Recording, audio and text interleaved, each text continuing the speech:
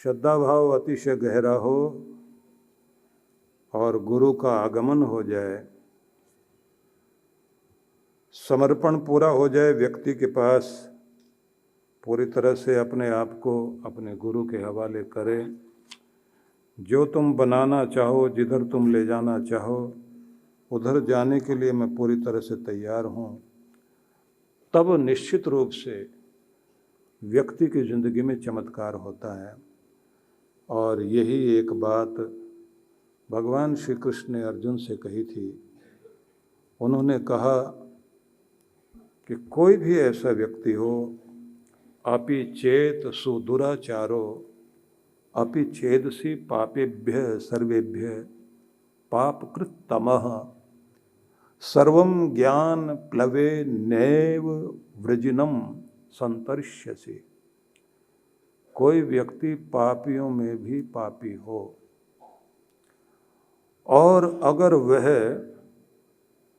ज्ञान की नौका में चढ़कर अपने आप को समर्पित कर दे तो इस भवसागर से पार होने में देर नहीं लगेगी, उसकी जिंदगी बदल जाएगी। भगवान ये कहते हैं कितना भी पापी व्यक्ति हो, समझ आ जाए व्यक्ति को, उसका मन मस्तिष्क बदल जाए। जैसे मन बदलता है, भले ही वो 1 सेकंड में बदले, महीनों में बदले, जब भी बदलेगा भीतर से उसे पार उतरने का अवसर मिल जाता है। क्योंकि जिस तरह से किसी ईंधन में चिंगारी गिर जाए तो ईंधन में गिरी हुई चिंगारी पूरे ईंधन को जलाकर राख कर देती है। ज्ञान की चिंगारी जब भी पड़ेगी, आपके सारे अज्ञान अंधेरों को मिटाकर आपको दिशा देगी और पार ले जाने में सहयोगी बन जाएगी। इसलिए ज्ञान की नौका में व्यक्ति को चढ़ना चाहिए। भगवान कहते हैं कि इसलिए प्रत्येक व्यक्ति को ज्ञानपूर्वक कर्म करना चाहिए और ज्ञान जो है वो तत्व ज्ञान है जिसको गुरु देता है। तो आप इस बात को जरूर ध्यान में रख लीजिए कि ज्ञान की ये नौका जिसमें कृष्ण भगवान बैठने के लिए कह रहे हैं, वो ज्ञान की नौका क्या है। अष्टावक्र ने जनक को कहा था, ज्ञान देते हुए राजा जनक को, कि किसी गुफा में लाखों सालों का अंधेरा कैद हो, इससे कोई फर्क नहीं पड़ता कि कितने समय का अंधेरा है, बस एक दिया जलाओ, लाखों सालों का अंधेरा भी एक झटके में बाहर निकल आएगा। ज्ञान जीवन में आना बहुत जरूरी है, होश आना बहुत जरूरी है। एक बहुत बड़े फिलोसफर हुए हैं सुकरात, एथेंस की गलियों में। वो व्यक्ति अपने हाथ में मशाल लेकर के दोपहर में धूप में चलता था। लोग पूछते थे मशाल क्यों जलाई है? बोले अंधेरा दूर करने के लिए। पर अब तो सूरज की रोशनी है, इस मशाल को जलाकर आप जो रोशनी कर रहे हो उसमें क्या ढूंढ रहे हो? वो कहता था कि मैं ढूंढ रहा हूं कि कोई जीता जागता इंसान होश वाला दिखाई दे। तो पूछा कि इतनी सारी भीड़ चली जा रही है, सब लोग देख देख के रास्ता चल रहे हैं। बोले सांस लेने वाले मुर्दे दिखाई देते हैं, जीवित आदमी नहीं है। पूछा कि ये बात कैसे कह रहे हो? सुकरात कहता था, ये लोग चल जरूर रहे हैं, देख भी रहे हैं। आधा मन इनका चलने पर है, आधा ध्यान इनका कहीं और है, मन आधा कहीं और है। इनको कभी खाते हुए देखना, एक भोजन करते समय भी आधा ध्यान इनका भोजन पर होगा, लेकिन आधा ध्यान कहीं और होता है। और कहीं कहीं बार तो ऐसा होता है, खा जरूर रहे होते हैं पर ध्यान कहीं और होता है। ये वे लोग हैं जो बेहोशी में जिंदगी जी रहे हैं, और जो बेहोशी में जिंदगी जी रहे हैं उन लोगों से कुछ भी दुनिया में कल्याण नहीं होगा। वो तो जिधर भीड़ देखते हैं उधर की तरफ चल पड़ते हैं। भीड़ को देखकर चलने वाले लोग, भीड़ का कोई धर्म नहीं होता। जो व्यक्ति जीवन में कुछ करना चाहता है उसे तो होश चाहिए, और होश वाले सब नहीं हुआ करते, कोई कोई हुआ करता है। मैं होश वालों को चाहता हूँ इकट्ठे हों और दुनिया को बदलने का काम करें, अपनी ज़िंदगी में भी चेंज लाएं और दूसरों की ज़िंदगी में भी चेंज लाएं। जीवन रोने और पछताने और चिंता करने के लिए नहीं है, जीवन तो खिलने और खिलखिलाने के लिए है।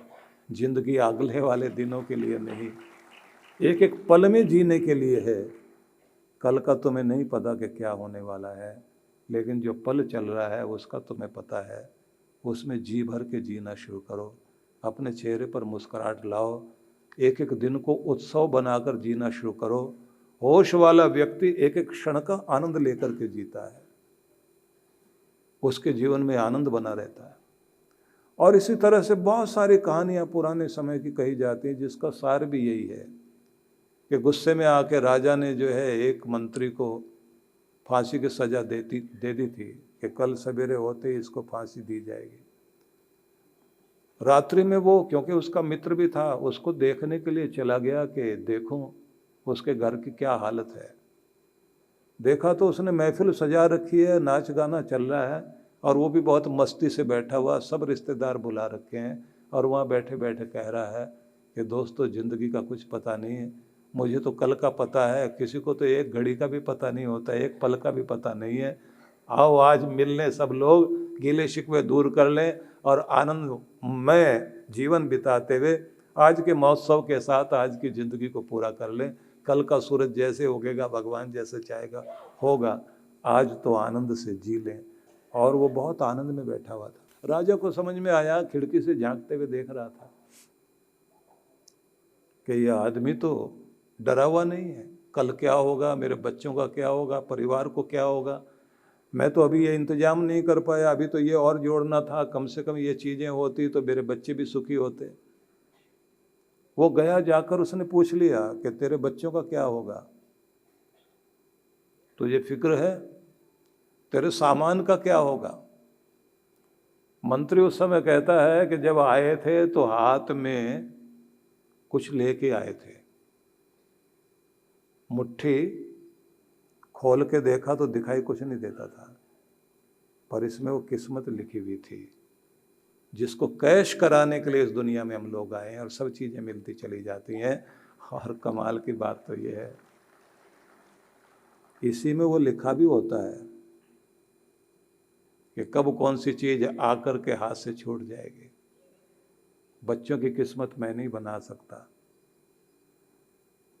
उनके लिए अगर मैं कह भी दूं कि तुम्हारा रास्ता बना के दे रहा हूं, और अगर उनको चलना नहीं आया तो। जो आदमी कल की फिक्र करते करते आज के आनंद को खो देगा, उसको तो जीना नहीं आता। मुझे जितने भी जीवन मिला है उसका मैं क्या करता हूँ, सवाल इसका है। कल जो मिलेगा उसको कैसे बिताऊंगा, उसकी बात तो बाद की है। आज जो मेरे हाथ में है उसको अगर मैं आनंद से बिता सकता हूँ तो फिर इसका मतलब है मैंने परमात्मा की दी हुई जिंदगी का मोल समझा है और उसका उपयोग किया है, इसलिए आज उत्सव कर रहा हूँ। राजा ने उसकी तरफ देख करके कहा और बोल दिया कि देख भाई, जिसको इस तरह से जीना आता है उसे मरने का हक नहीं, हो तो मर के भी ऐसे जिंदा ही रहेगा। मैं तो जोश में आके बोल बैठा था, पर मुझे भी सिखा कि कैसे जीना। और मुझे टैगोर की वो पंक्तियां ध्यान में आती हैं जो उन्होंने कहा था कि हर दिन एक चमकते हुए सोने के सिक्के की तरह दुनिया का मालिक आपके हाथ में एक दिन का अवसर देता है। एक सोने के चमकते हुए सिक्के की तरह हथेली में जैसे कोई रख दे एक सिक्का तुम्हें दिया, जाओ इसको जाकर खर्च करो और इसका प्रयोग करो। ऐसे भगवान एक दिन, सुनहरा दिन हमारे हाथ में पकड़ा देता है, दुनिया में कैश करो जाके, क्या करना चाहते हो, और अगर प्रयोग नहीं करोगे तो फिर मैं इसको वापस ले लूँगा, ये तेरे पास जमा नहीं रह सकता। खुशी का भी दिन कैसे भी आप बिता लीजिए, आपने अगर ठीक से नहीं बिताया तो ऐसा तो है नहीं कि वो आगे ज़िंदगी में जोड़ दिया जाएगा कि चलो आज तुम्हें उपयोग नहीं किया, आगे दे देंगे, फिर दे देंगे, फिर दे देंगे। ऐसे नहीं, जो हाथ में आया अगर आपने उपयोग नहीं किया तो छीन लिया जाता है। ज़िंदगी के जितने दिन हमें मिले होते हैं उपयोग ना करो छिन जाएंगे, और अगर उपयोग कर लिए तो जिंदगी में जुड़ जाएंगे, वो आपकी याद बन जाएंगे। अब इससे आप क्या करते हैं ये तो आपके ऊपर है। तो जिस दिन व्यक्ति को होश आ जाती है जिंदगी जीने की, उस दिन उसके नियम बदल जाते हैं। उस दिन वो सोच लेता है कि ये जो हम अंधाधुंध दौड़ में शामिल थे, अब इस तरह से नहीं चलेंगे। ऐसी भी क्या जल्दी है, ऐसी भी क्या मारी मारी है, ऐसे भी क्या पागल हुए जा रहे हो। कोई भी काम करना है, कुछ चीज़ें ध्यान में रखनी है। अब वो चीज़ें क्या हैं कि तुम्हारी शांति न खो जाए। माथे पर शिवजी ने शीतलता वाला चंद्रमा धारण किया, और ऐसा चंद्रमा जो हर दिन बढ़ता है धीरे धीरे। हर एक आदमी के माथे पर शांति का चंद्रमा होना चाहिए जो हर दिन बढ़े, अपनी शांति को घटने मत दो। और दूसरा, शिव क्या है? कर्पूर गौरम करुणा अवतारम, करुणा के अवतार हैं। आंखों में व्यक्ति के प्रेम और करुणा रहनी चाहिए। जब भी एक भला आदमी अपने लिए मांगता है तो अपने लिए जरूर मांगे, लेकिन सबके कल्याण की कामना भी जरूर करे। हे भगवान, सबका भला करना, सबको खुशियां देना, और मेरे से अगर किसी का भला हो सकता है तो मुझे वो ताकत जरूर देना, मैं किसी का भला कर सकूं, पर किसी का बुरा मेरे हाथों से ना हो। तो करुणा और प्रेम आंखों में हो और माथे पर शांति हो। अब तीसरी चीज है, खुशी की चमक आपके चेहरे पर दिखाई दे और होठों पर मुस्कान दिखाई दे, जिसे आपको गायब नहीं होने देना। अपनी मुस्कान और अपनी खुशी, इस चमक को बनाए रखना है, और धन्यवाद का, आभार का गदगद भाव हृदय में हो, और शरीर में, रोम रोम में वो उत्साह होना चाहिए जो एक कर्म योगी का होता है। कर्म करने के लिए हर समय उत्सुक। जैसे छोटे से बच्चे को आप देखते हैं ना, वो ऐसे दौड़ दौड़ के काम करता है जैसे उसको कोई कॉन्ट्रैक्ट साइन कराया गया हो, ठेका दिया हो, इतना इतना काम तुमने करना और आराम आराम से नहीं करना, दौड़ दौड़ के करना। बच्चा ऐसे दौड़ दौड़ के कर रहा होता है क्योंकि जिंदगी जितने अच्छे ढंग से भगवान ने उसको दी है, वो बच्चा समझदार नहीं है, लेकिन परमात्मा उसके साथ खड़ा होता है और उसको कहता है, अभी तूने चलना भी नहीं सीखा, लेकिन कुछ भी करना है, नदी के उस वेग की तरह करना है जो पहाड़ों के अंदर से निकलकर मैदान की तरफ जा रही है, कल कल छल छल करती करती, और जैसे वो चट्टान के ऊपर से गिरती भी बहती है, ऐसे अगर किसी की जिंदगी देखनी हो तो छोटे से बच्चे की दिखाई देती है। और कर्म योगी की जिंदगी भी वैसे ही होती है। पूरे उत्साह से काम कर रहे होते हैं, पूरे जोश से काम कर रहे होते हैं, लेकिन होश पूरी होती है, माथा शांत, प्रेम और करुणा आंखों में है, और चेहरे पर प्रसन्नता और एक मधुर मुस्कान अपने होठों पर रखकर आदमी काम करता दिखाई देता है। इसलिए आप देखिए, जिन भगवान श्री कृष्ण की अमृतमय वाणी हम लोग सुन रहे हैं, उनके स्वरूप पर ध्यान दीजिए आप। जिनके जन्म लेते ही जन्म स्थान छूट गया, माँ की गोद छूट गई, पिता का सहारा छूट गया, अपने उस स्थान से भी उसी रात में जन्म लेने के साथ ही यमुना नदी पार करके पराई गोद में जाकर वो बच्चा गया। नए माँ बाप मिल गए, और फिर समय आया, वहां जिनके साथ खेलते थे, जिन गमों के साथ रहते थे, जिन तटों पर बांसुरी बजाते थे, जो प्रेम करने वाले लोग उनके साथ थे, एक दिन वो भी छूट गया। वहां उस नगरी को भी छोड़कर गए, धीरे धीरे एक एक करके सब चीजें छूटती चली गई। एक चीज नहीं छूटी उनसे, सब छोड़ा, सब छूट गया। कृष्ण के पास एक चीज कभी उन्होंने नहीं छोड़ी और ना छूट पाई, वो थी उनके होठों की मुस्कुराहट, वो कायम रही। और बस यही लेने वाली बात है कि कृष्ण यही कहते हैं कि शांति और संतुलन अगर तुम्हारे पास है तो होठों पर मुस्कुराहट जरूर बनी रहेगी। अपना बैलेंस मत बिगड़ने देना, अपना कर्तव्य सब पूरा कर लेना। इसलिए कृष्ण भगवान ने आखिर तक भी ये कहा कि संतुलन साधो। भीम को भी कहा कि गदाधारी भीम, अपने गुस्से पर काबू पाओ, एक और कोशिश कर लेने दो कि दुर्योधन की सभा में मैं ही दूत बन के जाता हूं, समझा के आता हूं।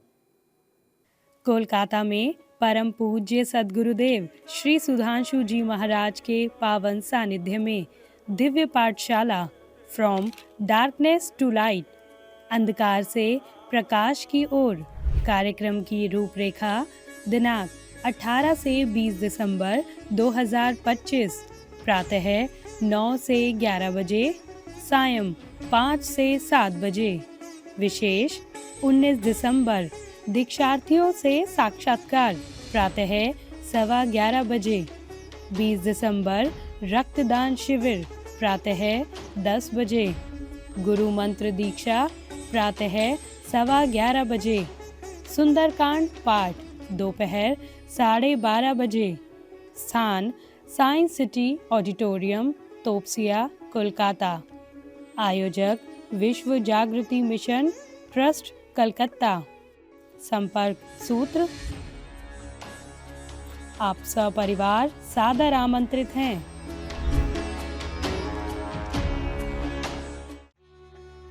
गुजरात के सूरत में परम पूज्य सद्गुरुदेव श्री सुधांशु जी महाराज एवं डॉक्टर अर्चिका दीदी जी के पावन सानिध्य में विराट भक्ति सत्संग कार्यक्रम का आयोजन होने जा रहा है। कार्यक्रम की रूपरेखा दिनांक 25 से 28 दिसंबर 2025। शुभारंभ 25 दिसंबर सायं 5 से 7 बजे। 26 से 28 दिसंबर प्रातः 9:30 से 11:30 बजे। सायं 5 से 7 बजे। स्थान रामलीला मैदान, SMC प्लॉट, रिलायंस मॉल के सामने, SD जैन स्कूल के पास, वेसू, सूरत। विशेष कार्यक्रम गुरु मंत्र दीक्षा 28 दिसंबर दोपहर 12 बजे। आयोजक विश्व जागृति मिशन सूरत मंडल, बालाश्रम परिवार। संपर्क सूत्र। आप सपरिवार सादर आमंत्रित हैं।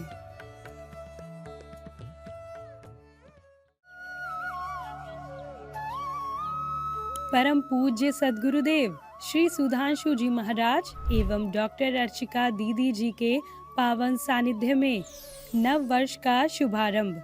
नव प्रभात 2026। नव प्रभात उत्तरायण महायज्ञ 1 जनवरी को आनंदधाम आश्रम में मनाने के लिए मैं आप सबको आमंत्रित करता हूं। और सभी लोग इस अंतर्राष्ट्रीय नव वर्ष में नए संकल्पों के साथ स्वयं के जीवन को ऊंचा उठाने के लिए और एक शुभ यात्रा हमारे जीवन की हो सके, नव यात्रा हो सके, इसके लिए आप सब अवश्य पधारें। कार्यक्रम की रूपरेखा दिनांक 1 जनवरी 2026। नव प्रभात यज्ञ प्रातः 9 बजे।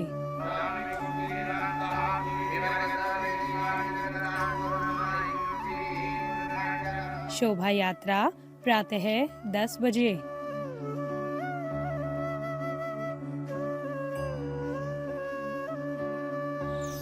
शिवालय प्रांगण में दिव्य सौभाग्य उदय प्राप्ति पाठ प्रातः 11 बजे। भजन एवं सत्संग प्रातः 11:30 बजे।